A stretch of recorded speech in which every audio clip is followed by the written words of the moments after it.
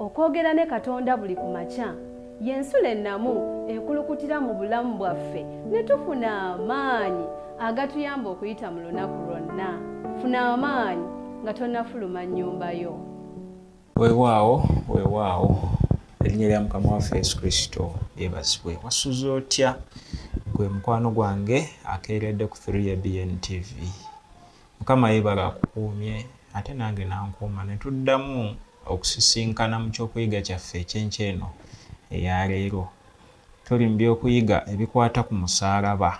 Leero olunaku olwajjo twatunuulidde amaanyi g'omusaalaba nti gatuwalula olw'okwagala ne gatutwala eri Yesu Kristo. Bw'atyo Kristo n'atusomosa ensi eno n'atutuusa mu bwakabaka obutaggwaawo ng'omwo mwe muli n'okutuzuukiza singa tuba tufudde. Twalabye ebigambo ebyo era byawoomedde nnyo amatu gaffe. Njagala okwanirizaako ku puroguramu ensulo ey'enkya era omuweereza wo Ssemambo Peter nze nkomyewo n'enkya eno ennungi okubaako obubaka bwe nkwetikidde okukutuusaako enkya eno eya leero. Nga tetunnabagenda mu kyakuyiga kyaffe, njagala okuwaayo akadde tusooke tutendereze Mukama ate era nga bw'okoowoola n'omulala okutwegattako. Tugenda kutendereza Mukama n'oluyimba olwo olw'120 olugamba nti awo ku musaalaba.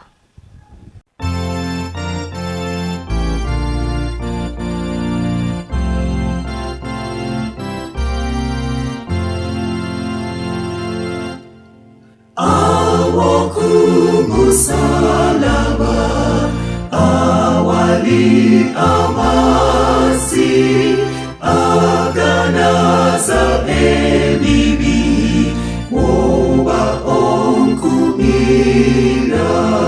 kutusa lwaleja ku musalaba gwe kwenenyumiririza nepumula muye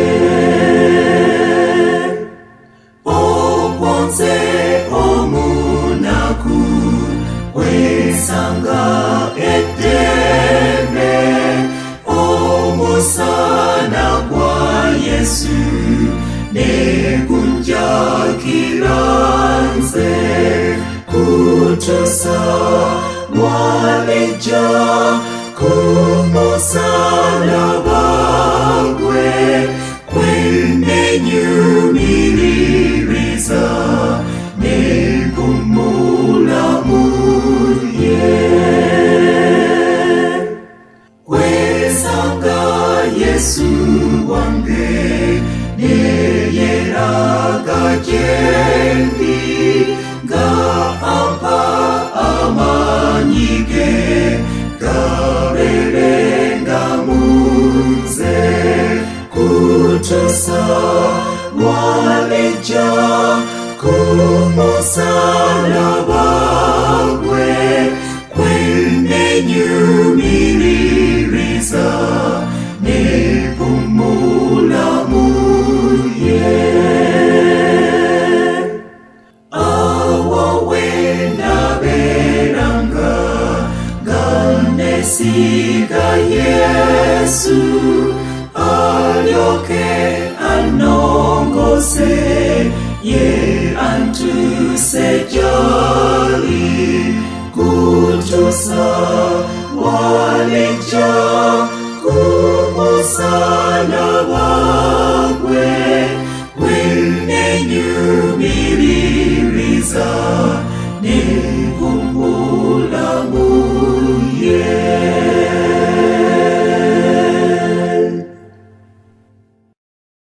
Webale nnyo okutendereza Mukama mu luyimba olwo. Nzikiriza nti lukoze bulungi era singa oba ofumiitirizza bulungi ku bigambo ebibaddemu ojja kukizuula nti obukristaayo awatali musaalaba buba tebuliimu kantu era buba bufuuse ekintu ekitagasa.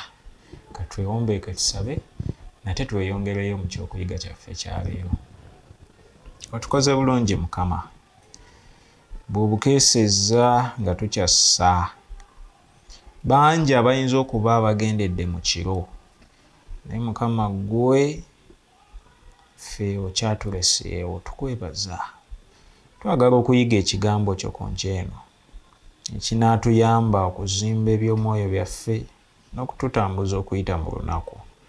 Tuwe omwoyo watulungamya era atuyigirize mu Kristo Yesu Mukama waffe. Amiina. Ekyokuyiga kyaffe ekyaleero kiriko omulamwa ogugamba nti omusaalaba nga teguliiwo. Omusaalaba nga teguliiwo. Nsuubira nti gwe wenna eyabadde nange olunaku olw'ejjo oyinza okugezaako okuteebereza biki ebiyinza okubeerawo ewatali musaalaba, kubanga twalabye bulungi nnyo amakulu ag'omusaalaba mu bulamu bwaffe, si ng'Abakristaayo ffekka naye ng'abantu. Naye olwaleero tugamba nti omusaalaba nga teguliiwo. Bagalatiya essula y'omukaaga ogw'e14 Bayibuli egamba nti naye nze saagala kwenyumirizanga wabula ku musaalaba gwa Mukama waffe Yesu Kristo. Olw'ogwo ensi ekomereddwa gye ndi, nange eri ensi. Pawulo agezaako okubalaga nti ye ng'omuntu newankubadde nga bayinza omutunuulira ne bamwegomba ne balaba nga muweereza w'amaanyi, naye ye okwenyumiriza kwe kwonna tekuli mu kintu kirala kyonna wabula omusaalaba. Era agamba omusaalaba ogwo ensi ekomereddwa gy'ali. Mu bufunze by'ensi tebikyamumalamu, tebikyamutwaliriza. Lwaki? Kubanga yafuna ekimutwaliriza nga gwe musaalaba. Yafuna ekimuwalula n'ekisa n'okwagala okumusembeza awali Yesu Kristo nga gwe musaalaba. Njagala okubuuza mukwano gwange mpuliriza, naawe ensi ekomereddwa gy'oli, ensi tekyakumalamu. Nina mukwano waliwo omwami omu ttera okuwulira agamba nti ensi tekwemazangamu. Kiki ekikumaze? Emirimu gy'okola, nsimbi, bakazi, masanyu, kiki? Pawulo ekyamumalamu naggwamu yenna gwali musaalaba gwa Yesu Kristo, kubanga buli yagutunuuliranga n'agufumiitirizaako nga gye bwe tugambye nti okumalayo ekiseera buli lunaku n'ofumiitiriza ku musaalaba. Bulamu bwa Yesu Kristo bwe bwasembayo, buli yabeeranga waawo nga okwagala kwa Katonda bwe kumujjula agira kimu. Yali yafuuka magineti ey'okwagala kwa Katonda ng'awulira buli kimuliraanye alina okukisika akisembeze gy'ali. Kye kyamuwalirizanga okubuulira enjiri. Kati nno gwe kubamu akafaananyi nga omusaalaba teguliiwo. Pawulo yandibadde atya? Omusaalaba nga tegunnannyikira, nga tegunnajja mu bulamu bwa Kristo, yayigganyanga abo abaalina era abaali balozezza ku bulungi bw'omusaalaba, ng'abayigganya n'abakuba amayinja ne babatta ne babasiba mu makomera. Naye bwe yasemberera omusaalaba ate n'afuuka kitundu ku abo abayigganyizibwa. Kwegamba okwagala kwa Kristo kwamuwalirizanga okukola byonna bye yakolanga. Omusaalaba nga teguliiwo. Obusiraamu y'emu ku ddiini enkulu ennyo mu nsi yonna gye tulina. Newankubadde nga kiyinza okulabika nga ekyewuunyisa eri Abasiraamu, Yesu atwala ekifo ekyokumwanja ennyo mu Kurohaani. Era Kurohaani eno eyina essuula eziwerera ddala 14. Naye mu ssuula ezo essuula 15 zoogera ku Yesu Kristo, n'ennyiriri 93 mu Kurohaani zoogera ku Yesu Kristo. Era teri muntu ng'oggyeko Allah mu Kurohaani ayogerwako okwenkana Yesu Kristo. Kyewuunyisa nti ne Muhammad kennyini Kurohaani temwogerako nga bweyogera ku Yesu Kristo. Era tewali walaga. Era Kurohaani eyina ebintu ebyewuunyisa byeyogera ku Yesu Kristo byolowooza nti oba oli awo tebyandibadde namu, naye eyogera ku Mariyamu nebba, eyogera ku kuzaalibwa kwa Yesu. Era eraga bulungi nnyo nti omuwala ono enteeka oba embeerera yazaala Yesu Kristo. Eyogera ku Yokaana Omubatiza. Okuzaalibwa kwa Yesu kulabika bulungi nnyo mu Kuruhaani. Era Kuruhaani emwogerako ng'omwana wa Mariyamu. Weewaawo mu Busiraamu Yesu atwalibwa okuba omusiraamu atuukiridde bwe tuyinza okugamba. Era mutwala nti okujja kwe kaali kabonero akava eri Katonda. Wabula erina ate ebirala byetemwogerako. Bwe beeyogera ku Yesu Kristo ekomaawo n'amannya geemuwa ng'omuweereza wa Allah, ekigambo, omwoyo eyava eri Katonda. Terina nnyo kisingako awo Kuruhaani kyeyogera ku Mukama waffe Yesu Kristo. Emulaga ng'omubaka, emwogerako nga nnabbi, era emwogerako ng'ekitonde kya Katonda. Naye kwegamba erina ensonga zeetajjaayo, wadde n'ezimu ezimwogerako naye ng'ate ezimwogerako mu bukyamu. Naye kiki kye twagala okugyayo mu kuleeta bino byonna okuva mu Kuruhaani? Kuruhaani terina weeyogerera ku mulimu gwa Yesu Kristo ogw'obununuzi. Kati bw'ebanga tekyogerako kitegeeza egaanira ddala okubonaabona n'okufa kwa Yesu Kristo ku musaalaba. Obufunze Kuruhaani egaana omusaalaba. Kati tuli mu kwebuuza kiki ekiyinza okubaawo omusaalaba nga teguliiwo. Nina mukwano gwange omusiraamu nali njogerako naye olumu n'aŋŋamba nti Yesu si gwe baakomerera, oli yagenda okumwetikirako omusaalaba. Yusufu owali Masiya gwe baakomerera, tebaakomerera ye. Era n'aŋŋamba Yesu Kristo oyo n'okufa teyafa. Neŋŋamba ye bino yabisoma mu Kuruhaani oba? Nengezaako mugamba nti naye ne bw'ogenda mu byafaayo eby'ensi eno n'abasajja abatali bakristaayo bye baawandiika balaga bulungi nnyo okufa kwa Yesu Kristo. Kale Obusiraamu bulina ekinyusi ate ekyaleeta Yesu Kristo kye butayogerako, nga kwe kununula olulyo lw'omuntu. Era buba butulaze bulungi nnyo nti tewali muki musaalaba. Naye njagala okubategeeza nti okuggyawo omusaalaba mu ssuubi ly'Omukristaayo kitegeeza kuggyawo ssuubi lyonna, n'Obukristaayo bwennyini buba buvuddewo nga tebukyalina makulu. Era Obukristaayo buba bufuuse ng'ebimu ku bibooziboozi ebinywerwa abantu bye boogera nga banywa omwenge. Kiba ng'ezimu ku nfumo ez'edda ezaayigirizanga okuba n'empisa. Kwegamba biba bifuuse nga bya wakayima ne wangu. Kwegamba tuba tulaga nti tetukyalina ssuubi, teriiyo bulamu busukka ku ekyo kye tulabako wano olunaku olwaleero. Yokaana bw'aba muwandiikako agamba, laba omwana gw'endiga aggyawo ebibi by'ensi. Awatali musaalaba tewali ssuubi lyonna lya kuwona kibi. Bayibuli egamba nti empeera y'ekibi kufa. Kati bw'obeera nga toyina musaalaba, tokkiririza mu musaalaba, oba tolina ssuubi.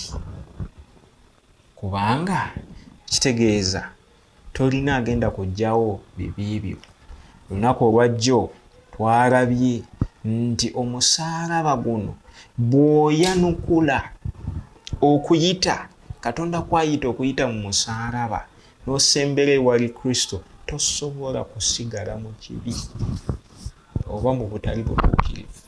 Kati bwe tujjawo omusaalaba kaba kabonero akalaga nti twewaddeyo ffe tuzikirire, tweraze ffekka nga tetukyalina ssuubi, tweraze ffekka nga bwe tufa essuubi lyaffe likoma awo.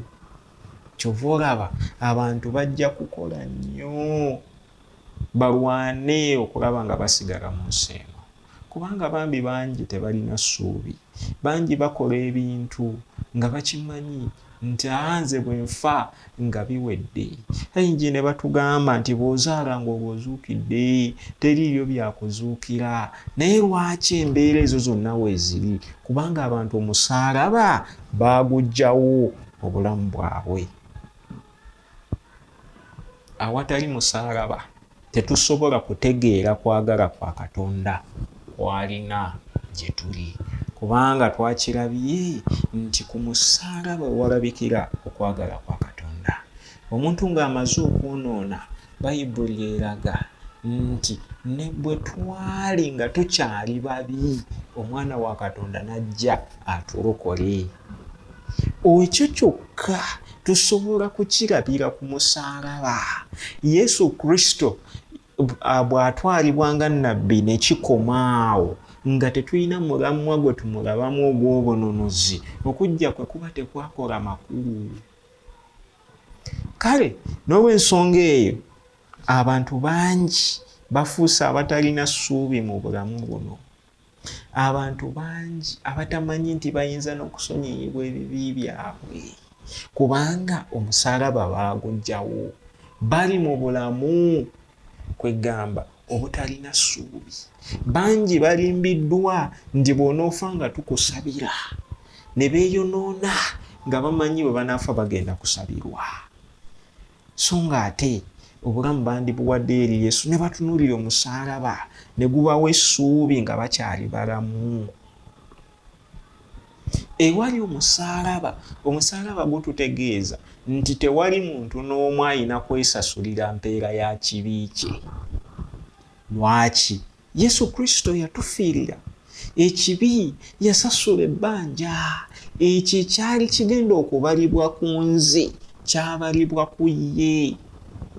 Kaakati nze sirina ate kubeera awo mu nnaku ey'ekibi. Yesu Kristo yatusasulira. Awatali musaalaba obulamu tebulina makulu. Obulamu bufuna amakulu nga waliwo musaalaba.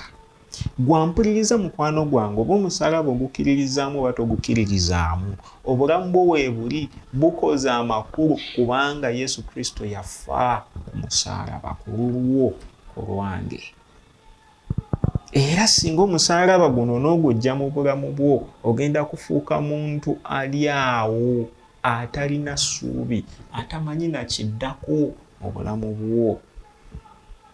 Lwaki ffe okusuula omusaalaba tubeere mu bulamu obutali mu ssuubi?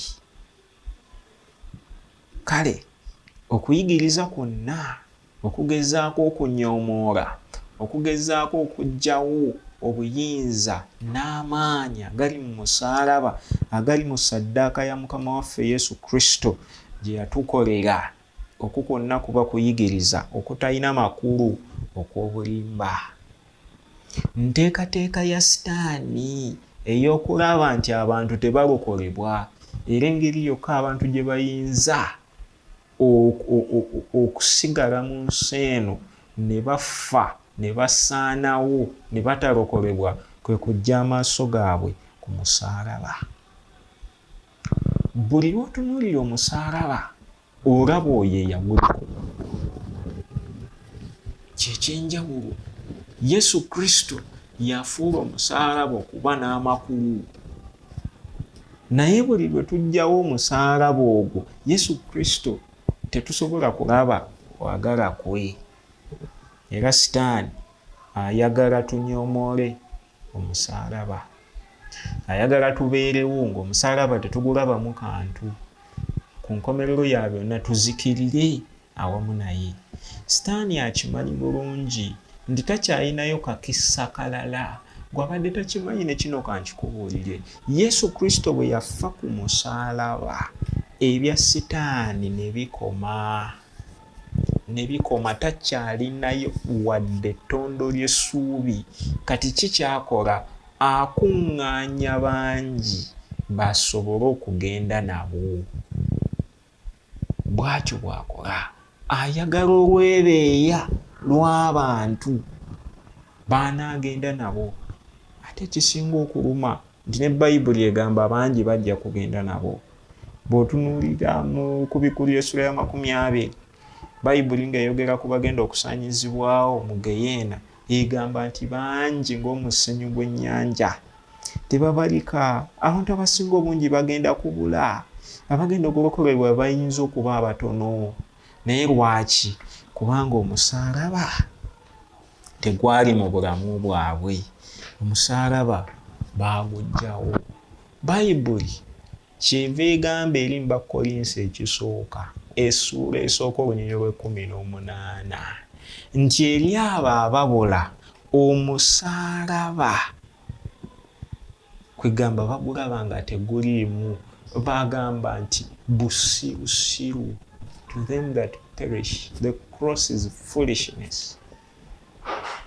Kitegeeza bw'otalabawo musaalaba, kankozesa ekigambo ekyo, oba weetadde ku lukalala olw'abo abagenda okusaanawo, abagenda okubula, abatagenda kulokolebwa. Naye era ayongerako n'agamba nti eri abo abalokolebwa omusaalaba maanyi ga Katonda. Lwaki maanyi ga Katonda? Kubanga gatuleetera obulokozi, gatuleetera okunaazibwako ekibi kyaffe, ne tufuuka abatukuvu maaso ga Katonda, ne tusaanira okusikira obwakabaka bwa Katonda.